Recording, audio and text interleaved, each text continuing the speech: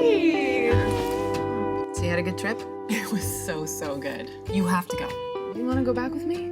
Just, go by yourself. Who cares? It's a two-hander set in a tiki bar where two kind of longtime friends meet up for a drink.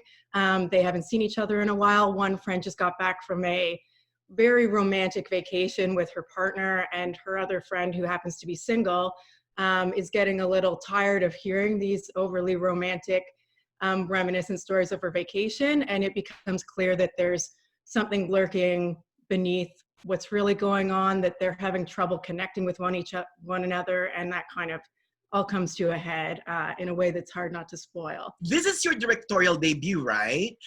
What made you want to write and direct Volcano?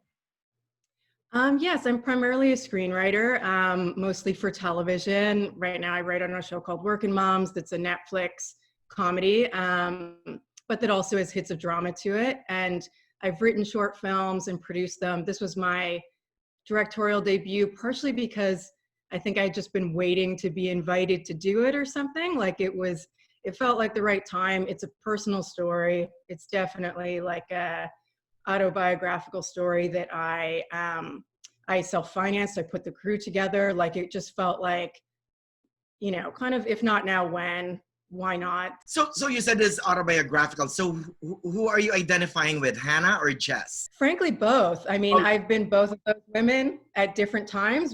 I don't know if you're like trying to rub it in or something, but this is really weird. I have always wanted to have a short at Palm Springs. I love Palm Springs. I was just there sort of right before COVID hit in March. I was in Palm Springs, and I love it. Why don't you stay, my girl? And at the end, I noticed you dedicated the film to Lou. May I ask who Lou is? Yes, you're actually the first person to ask me. I was wondering if anyone was going to ask who Lou is. And Lou was my cat, my 17-year-old cat, who actually passed away like 2 days after I made the film. And it just was a really emotional time. He had been with me for 17 years. What this film chronicles is so much of my relationships of my 20s and stuff that, frankly, he was the most constant participant, like he saw all of it. Yeah. So I chose to dedicate the film to Lou.